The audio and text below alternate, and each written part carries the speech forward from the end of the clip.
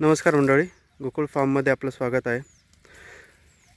आपण हिवाळ्याच्या दरम्यान इथे ज्यावेळेस पावसाळा संपत आला होता तेव्हा हरभऱ्याची लागवड केली होती आणि त्यानंतर काही पाणी वगैरे दिले नाही. बागही पूर्णपणे ताणावरती होता.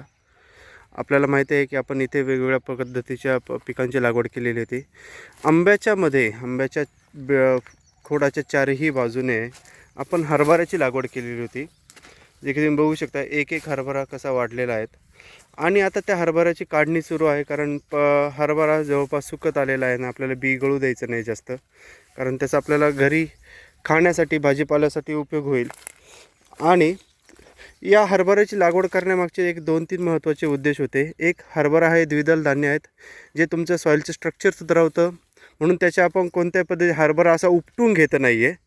हरभरा वरच्या वर कट करतो आहे, जेणेकरून त्याच्या मुळावरती असलेल्या ज्या रायझोबियम जीवाणूंच्या गाठी आहेत त्या तिथेच राहतील आणि ते नत्र स्थिर करणारे जीवाणू आहेत. त्यामुळे जे काही काडी कचरा वगैरे जो आपला आहेत, तसंही आपण याच्यावरती सोयाबीनचा भुसा टाकलेला होता, शेजारच्या शेतकऱ्यांकडनं गोळा करून आणलेला. जे शेतकरी जाळून टाकतात, आपण तो ॲक्च्युली त्याचा मल्चिंग म्हणून उपयोग करतो आणि तो इथे टाकलेला होता. एक तर ते रायझोबियम माझी जमीन भुसभुशीत करणार, माझ्या जमिनीचं स्ट्रक्चर सुधारवणार, मातीची गुणवत्ता सुधारवणार. त्यानंतर ह्या हरभऱ्याची ज्यावेळेस मी वरती शेंडे छाटणी केली त्यावेळेस त्याचा मला खाण्यासाठी एकदम रुचकर अशी भाजी झाली.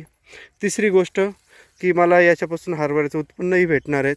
आणि चौथी गोष्ट म्हणजे महत्त्वाचं की तुम्हाला इथे नॅचरल मल्चिंगही झाली आहेत. सो आता हा हरभरा काढणीच आलेला आहे, त्यामुळे हा हरभरा जिथे जिथे आहेत आपण लावलेला होता बिना पाण्याचा, जो पावसाच्या पाण्यावरतीच जसं आलेला होता, त्याची आपण काढणी करत आहोत. आणि त्याचसोबत बाकीचं इथे आपला अद्रकही पूर्णपणे झोपला आहेत, आता सुप्त अवस्थेत जात आहेत. आणि त्याच्यावरती आपली हे मोहरी आहेत. मोहरीची वरती जर बघितलं आपण तर इथे बघा अशा पद्धतीने मधमाशा वगैरे दिसून येतील तुम्हाला. खूप सारे परागीकरण करणारे कीटक वगैरे आहेत आणि याच पद्धतीने असं नियोजन चालू आहेत. यापुढे नंतर आपली ही मोहरी ज्यावेळेस पूर्णपणे झोपेल त्यानंतर आपली तीळ यावरती येईल आणि तिळीनंतर लगेच आपली बाजरी त्यासोबतच येणार आहेत. सो असं सध्या ओव्हरऑल नियोजन आहेत.